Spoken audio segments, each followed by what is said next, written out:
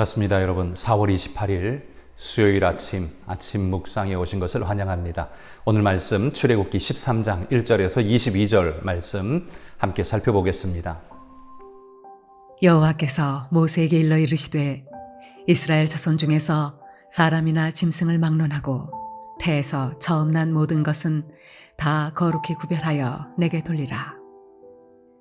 이는 내 것이니라 하시니라. 모세가 백성에게 이르되 너희는 애굽 곧 종되었던 집에서 나온 그날을 기념하여 유교병을 먹지 말라. 여호와께서 그 손의 권능으로 너희를 그곳에서 인도해 내셨음이니라. 아비벌 이날에 너희가 나왔으니 여호와께서 너를 인도하여 가나안 사람과 헷 사람과 아모리 사람과 히위 사람과 여부스 사람의 땅 곧 내게 주시려고 네 조상들에게 맹세하신 바 젖과 꿀이 흐르는 땅에 이르게 하시거든 너는 이달에 이 예식을 지켜 이래 동안 무교병을 먹고 일곱째 날에는 여호와께 절기를 지키라. 이래 동안에는 무교병을 먹고 유교병을 네게 보이지 아니하게 하며 내 땅에서 누룩을 네게 보이지 아니하게 하라.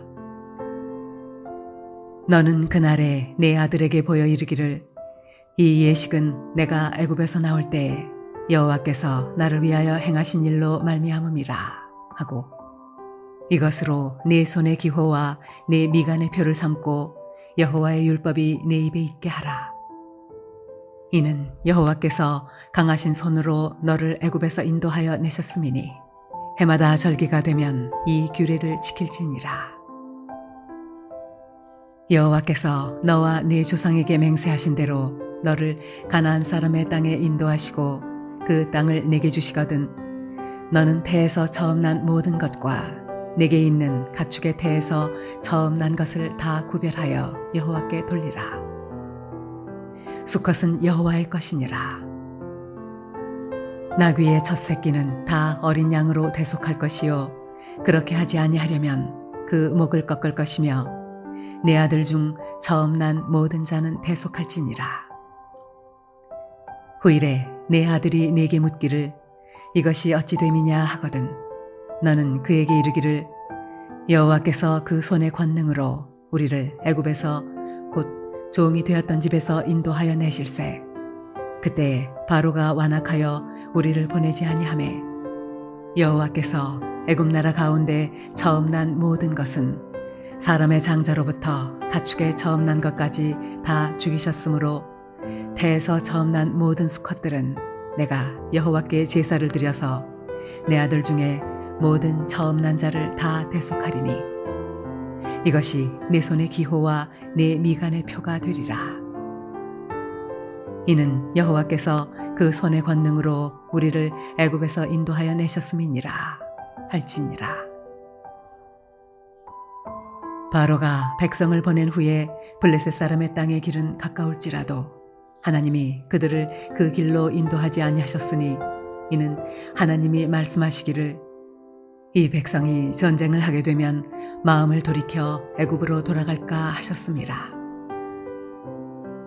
그러므로 하나님이 홍해의 광야길로 돌려 백성을 인도하시매 이스라엘 자손이 애굽 땅에서 대열을 지어 나올 때에 모세가 요셉의 유고를 가졌으니 이는 요셉이 이스라엘 자손으로 단단히 맹세하게 하여 이르기를 하나님이 반드시 너희를 찾아오시리니 너희는 내 유고를 여기서 가지고 나가라 하였음이더라.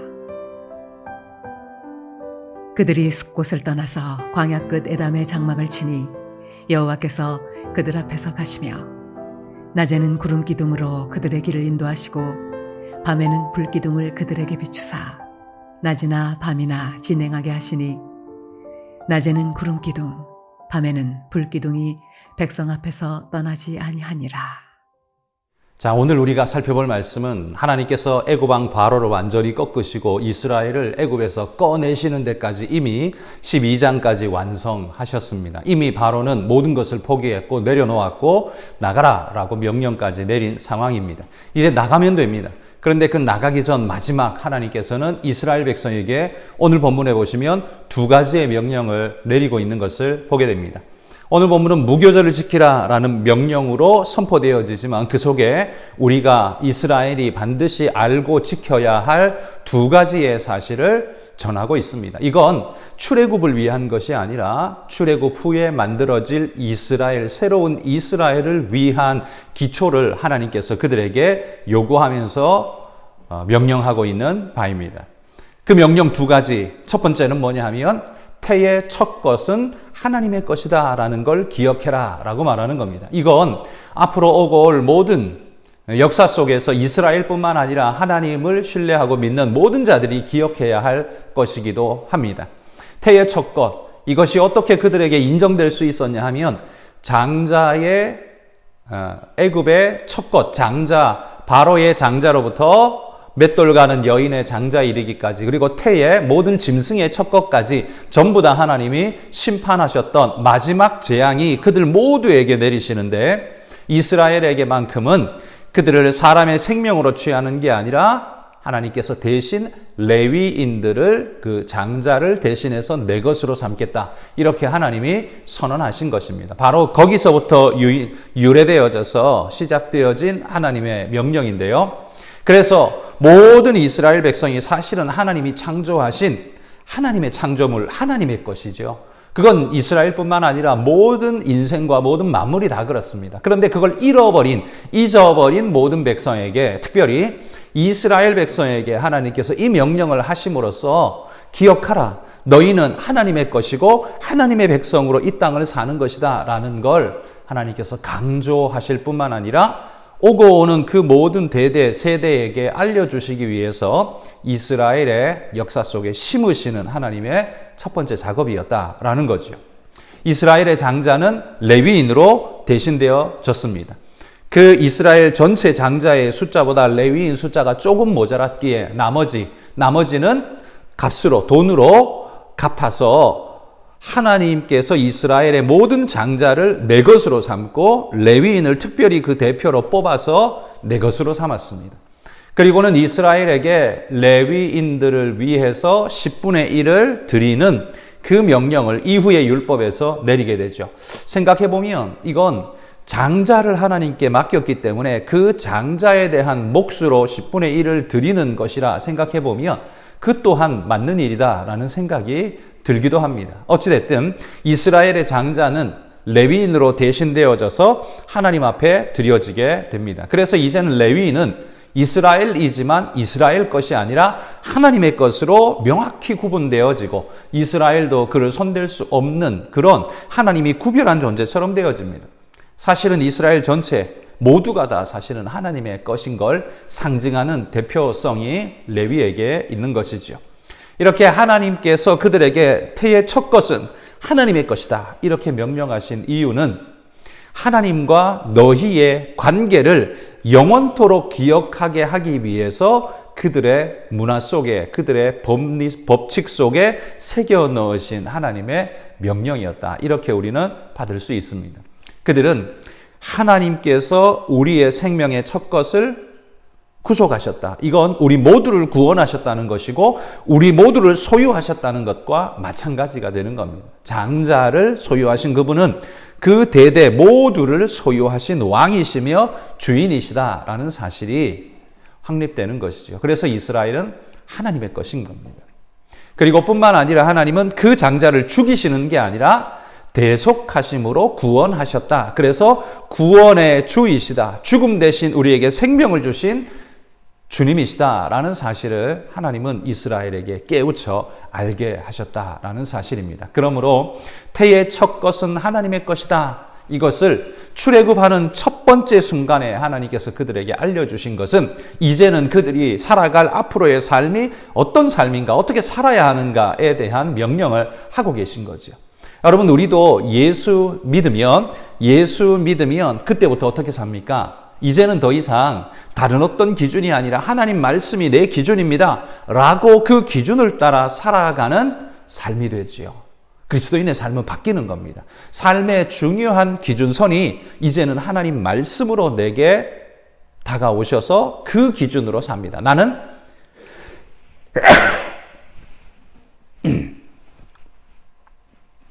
나는 하나님의 것입니다 라고 그렇게 선언하면서 살아가는 삶이 되죠. 그리고 여러분, 그리스도인들이 11조를 드리는 이유가 뭡니까? 그건 뭘 잘못했기 때문에 벌칙금을 내는 게 아닙니다. 이건 이제 나는 하나님의 백성으로서 하나님의 것으로 인정받고 하나님의 백성으로 삽니다 라고 결단하면서 하나님 앞에 드리는 것입니다.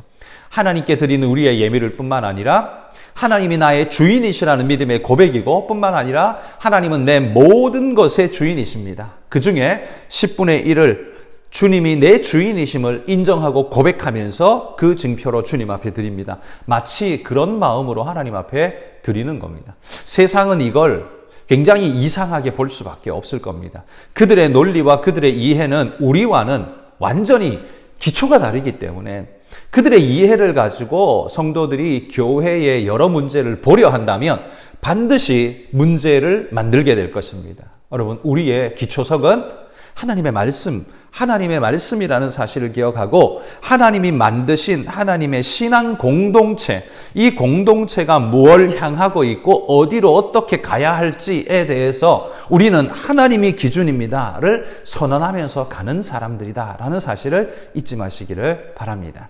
태의 첫 것은 하나님의 것입니다. 이스라엘뿐만 아니라 모든 믿는 자에게 주신 하나님의 명령입니다. 두 번째로 이스라엘 백성을 출발시키기 전에 하나님께서 마지막 당부하신 두 번째는 뭐냐면 무교절을 지키라라는 거였습니다. 무교절은 무교병을 먹는 절기입니다. 무교병이란 누룩을 넣지 않은 떡, 누룩을 넣지 않은 빵을 먹는 절기입니다. 누룩을 넣지 않으면 맛있게 부풀지도 않고 그래서 부드럽지도 않고 딱딱하고 맛없는 빵이 될 것입니다. 그럼에도 불구하고 이 고통스러운 쓴빵을 먹게 만드시는 이유가 뭐냐 하면 이것 또한 하나님의 교육이었어요. 누룩은 조금만 넣어도 변질시키고 바꿔버리는, 그의 본질을 바꿔버리는 특성이 있죠. 그래서 죄라는 것을 상징하는 하나님이 우리를 교육하시는 방편으로 누룩을 이야기하시죠. 그 절기 7일간은 누룩을 이스라엘 가정마다 그 가정에서 제해야만 했습니다. 그래서 우리 가정은 이 죄와 누룩으로 우리는 오염되지 않고 하나님 말씀으로 살아갑니다 라는 걸 각오하고 보여주는 그런 결단의 세리머니 같은 것이 무교절이었습니다. 그래서 9절에 보면 하나님께서 이 절기의 목적을 뭐라고 말하냐면 기억하라 라는 말로 우리에게 선언합니다. 기억하라. 그래서 우리는 하나님 말씀을 기억하고 그걸 섬기기 위해서 무교절을 지켰습니다. 여러분, 오늘날 그리스도인에게 무교절은 어떤 의미일까요?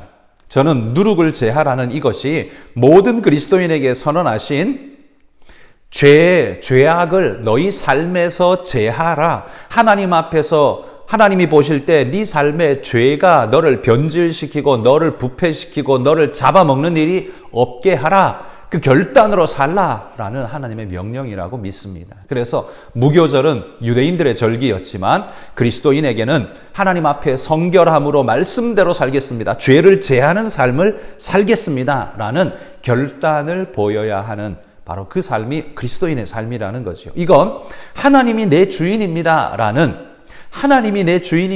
믿음의 고백을 하는 자만이 이렇게 살 수 있습니다. 왜냐하면 죄와 함께 살 때 유익도 올 수 있고 쾌락도 올 수 있고 여러 가지 자기에게 이점이 있다라고 유리하다고 생각할 수 있습니다. 그런데 그 유리를 버릴 수 있는 건 불리할지라도 나는 하나님 뜻대로 삽니다. 나는 하나님의 백성입니다. 이렇게 선언하는 그게 바로 그리스도인이요 하나님의 사람이라는 거죠. 그래서 여러분, 그리스도인은 이 세상에서 잘 사는 걸 보여줘야 하는 사람들이 아닙니다. 어떻게 사는 것이 잘 사는 것이고 옳은 것인가를 보여주는 겁니다.